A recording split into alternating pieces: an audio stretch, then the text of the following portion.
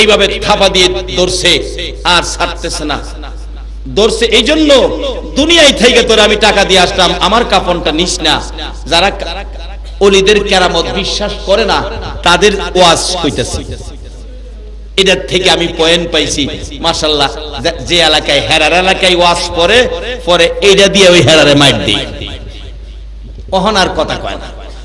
এবার ধরে রাখছে, অনেকক্ষণ পর ছেড়ে দিছে। হ্যাঁ মাগো মাগো করে কান্নাকাটি করে উঠছে। ওইটা রাত্রে গভীর তো, বাড়িতে গেছে, যাওয়ার পরে জ্বর আইসা গেছে। পরের দিন সকালবেলা ওই কাফন ছোড়ার মৃত্যু হয়ে গেছে। আল্লাহ বলছে আমার ওলিদের সাথে যারা বেয়াদবি করবে আমি তাদের বিরুদ্ধে যুদ্ধ ঘোষণা করব। আল্লাহর সাথে কি যুদ্ধ করে আপনারা কেউ পারবেন?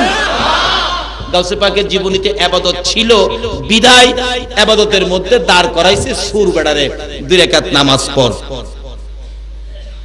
হ্যাঁ কে হুজুর আমি নামাজ পড়তাম। আরে বেটা কথা কইতে নামাজ, হুজুর আমি নামাজ জানি না। আরে বেটা কারো কেমনে বলুন, আরে দাঁড়া। আচ্ছা গাউসে পাক তো নামাজ পড়ে আল্লাহর সাথে সম্পর্কের জন্য, কারণ নবীজি হাদিস শরীফে রাস্তা খুলে দিয়েছে আসসালাতু মিরাজুল মুমিনিন। নামাজের মুমিনের জন্য নামাজ হলো মাওলার দিদার, মাওলার সাক্ষাৎ পাওয়ার বাহন। 1 রাকাত নামাজ। আল্লাহ কয় বন্ধু তোমার লগে যেমন মেরাজে রফরফ বুরাব পাটায়া দেখা করছিলাম, আর তোমার উম্মত যদি 2 রাকাত নামাজে খাড়ায় 1 রাকাত নামাজ রফরফ বানাবো আর 1 রাকাত নামাজ বুরাক বানাবো, আমি মাওলার দিদার দেখাইয়া দেব। সেই একমাত্র মাওলার দিদারের জন্য একমাত্র বস্তু হলো নামাজ। নবীর শিক্ষায়, এই নবীর শিক্ষায় শিক্ষিত হওয়া আমাদের দরকার আছে কিনা বলুন? কেন নবীর শিক্ষায় শিক্ষিত হবেন না? আমার নবী আপনার আমার জন্য 63 বছর জিন্দেগি কত কষ্ট করেছে, কত ব্যথায় নবী ব্যতীত হয়েছে, কত দুঃখ। মা আয়েশা সিদ্দিকার জীবনী খুললে পাওয়া যায়। মা আয়েশা প্রশ্ন করেছিলেন, ইয়া রাসূলুল্লাহ জীবনে কতদিন কত জায়গায় মার খেয়েছেন, কোন দিনের মায়ের আপনার কাছে বেশি কষ্ট মনে হয়েছে, দুঃখ লেগেছে বলুন? আমার নবী চোখের পানিগুলো গাল বেয়ে বেয়ে জর্জর করে ছেড়ে দিলেন। আয়েশা রে মায়ের কথা মনে করিস না রে আয়েশা, সবচেয়ে বেশি কষ্ট রে তাইবের জমিনের যুবকদের মাইরে পেয়েছি। আমার নবী কিছুক্ষণ চুপ করে থেকে আবার বললেন চোখের পানি ছেড়ে দিয়ে,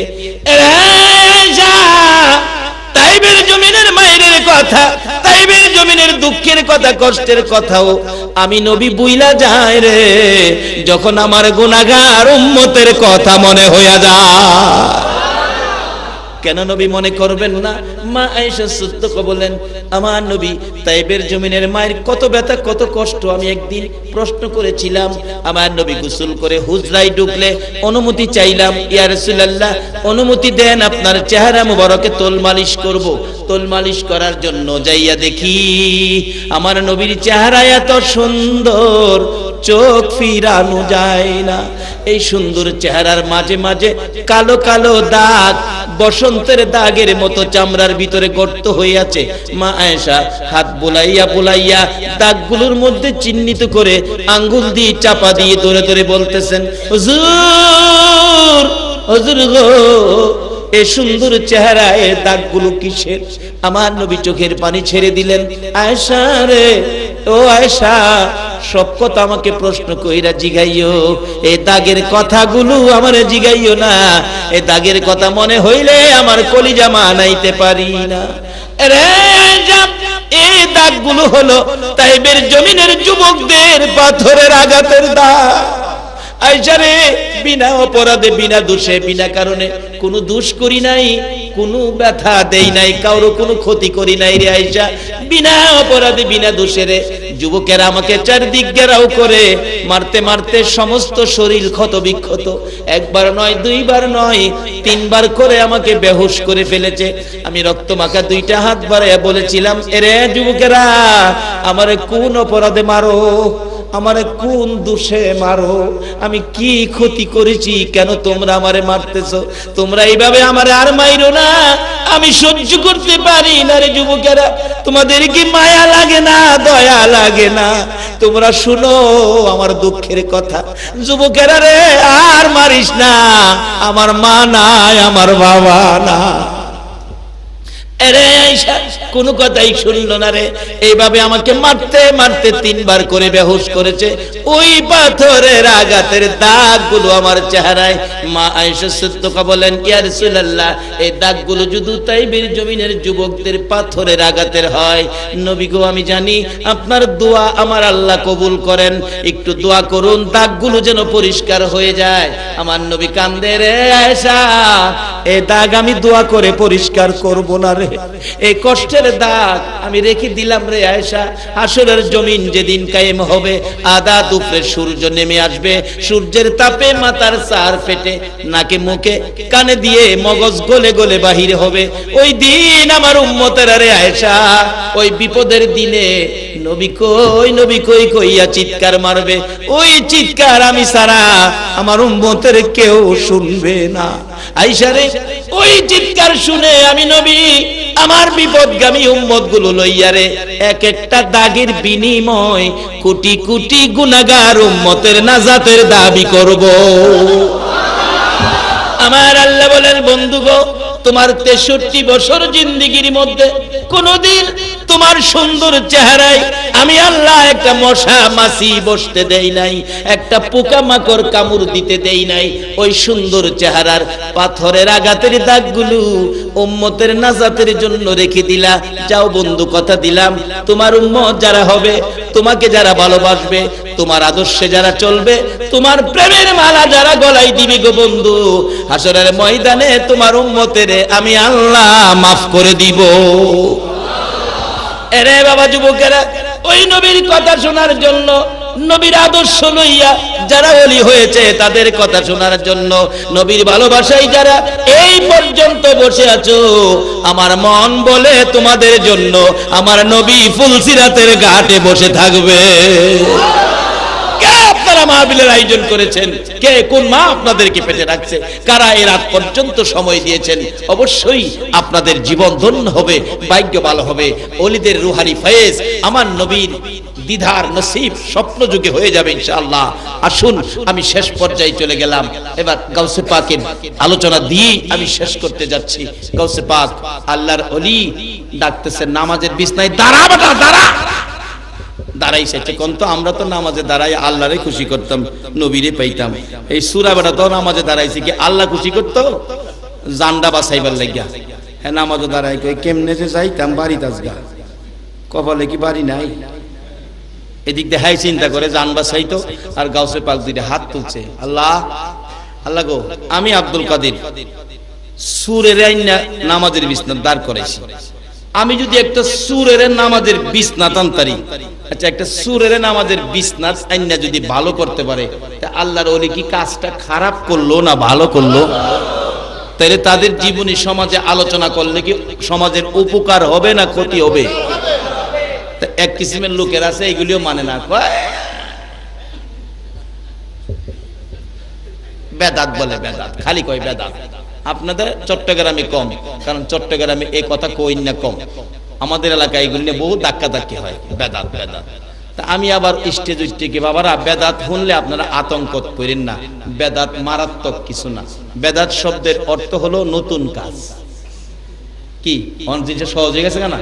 এমনি তো বেদাতকে মন হয়ে যে করে জেলা বুঝা শেষ বেহেস পাইতো না, জাহান্নামও গেছে গা, মানে করে একবারে শর্টকাট দিলা।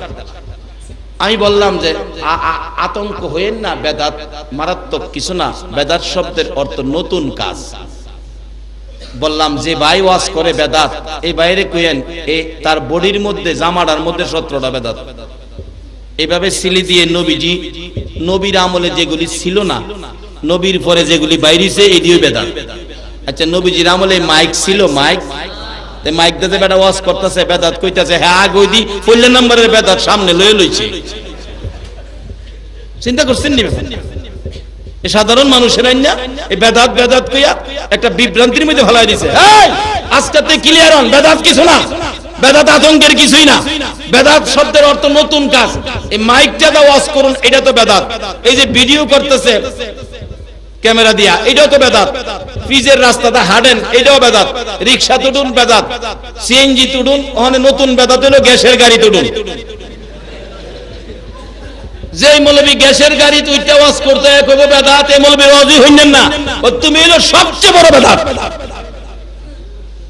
এই যে ফ্যানের বাতাস খাইতেছেন এটাও তো বেদাত। নবীর আমলে এই ফ্যান ছিল? এক কথাই বুঝাইলাম, নবীর আমলে যেগুলি ছিল না, নতুন যেগুলি এখন আবিষ্কার হয়েছে এটাই বেদাত। একটা হইলো বেদাতে সাইয়া, একটা হইলো বেদাতে হাসান। একটা লাভজনক বেদাত, একটা হইলো গুনাহজনক বেদাত। লাভজনক বেদাত হইলো বেদাতে হাসানা, যেটা এই বেদাত মাইক, তারপরে পাকা কিতাব বাইন্ডিং, ফ্যান, গাড়ি, রাস্তা, পিজের রাস্তা, এই সমস্ত সবগুলি হইলো লাভজনক। অর্থাৎ এই বেদাতে গুনাহ হয় না, এই বেদাতে জান্নাত পাওয়া যায়। গুনাহ হয় ওই বেদাতে যে বেদাতগুলি নেক কাজ মনে করে কিছু ভাইয়ের আছে, নাচানাচি, মদ গাঞ্জা, ঢোল ঢাঙ্কর এগুলি বাজায়া নামাজ রোজা নাই, ভালো কথা নাই, ভালো নসিহত নাই, সমাজের ভালো কাজ নাই, এই যে হেইগুলি করে, হেইগুলি হইল বেদাত। এই বেদাতে মানুষকে জাহান্নামে নিবে। কিন্তু আমরা যেটা করি, নবীর শান ও মান, হেরা তো হেরারে বেদাত কয় না, হেরারে বেদাত কয় না। নবীর শান ও মান গাইলে এই টান দেয় হেরা বেদাত কইব। হেরা যে হেরার বড় হুজুরের নামে শান ও মান গাইতেছে, ইমুকে আসছে, রাজপথ কাঁপছে, এটা বেদাত হয় না। কষ্ট লাগে ভাইজান, দুঃখ লাগে, নিজের কানে শুনেছি স্লোগান, ইমুকে আসছে, রাজপথ কাঁপছে। পায়খানা করলে উজু নষ্ট হয়, বাতাস বাড়লে উজু নষ্ট হয়, এই বেলা আসলে রাজপথ কাঁপে।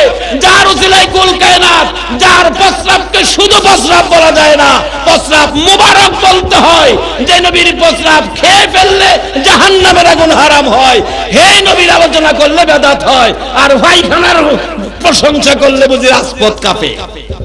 দুঃখ লাগে ভাই সাহেব, কষ্ট লাগে।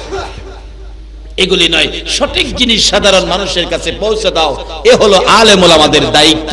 আল্লাহ আমাদেরকে বুঝ দেখ, সকলে বলো না আমিন। বাবার আসুন, গাউসে পাকের জীবনী, গাউসে পাকের মতো একজন ব্যক্তি আর কি পৃথিবীতে জন্ম হবে? কেন তাকে হিংসা করা হয়? কেন তার শান ও মানকে বাধা দেওয়া হয়? এবার ডাকতেছে সূরা বেড়ারে না খাড়া করছে বিস্তার, হাত তুলছে, আল্লাহ আমি আব্দুল কাদের সূরকে নামাজ পর্যন্ত, নামাজের বিছনা পর্যন্ত আনছি। আমি আব্দুল কাদের যদি সূরের নামাজের বিছনা পর্যন্ত আনতে পারি, তুমি কি তারে কুতুব বানাইতে পারো না? আমি আব্দুল কাদের যদি একটা সূরের না বিছনা খাড়া করতে পারি, তুমি কেন তারে কুতুব বানাইতে পারো না? কিছুক্ষণ পর আওয়াজ হয়েছে, আব্দুল কাদের আমি তাকে কুতুব হিসাবে কবুল করে নিলাম। তে ওলির দরবারে গিয়া লাভ হয় না লস হয়? সুর গেলে কুতুব হইয়া বাইর হয়। তে এই ওলিদের সাথে সম্পর্ক, ওলিদের স্মরণে মাহফিল, ওলিদের পক্ষে থাকা আমাদের দরকার আছে কিনা বলুন? আল্লাহ আজকের মাহফিল সহ আমাদের সকলকে কবুল করুন, সকলে বলুন আমিন। আজকের আলোচনা আমাকে সহ সকলকে আমল করার তৌফিক দান করুন, সকলে বলুন আমিন। এটা ডাক দেন না, আল্লাহুম্মা আমিন। ও মা বোনেরা, দোয়ায় শরীক হও গো, বরিশ্বরের মাহফিল তো বিদায় হইয়া যায়। ও বরিশ্বরের মা বোনেরা, মাহফিল দি বিদায় হইয়া যায়।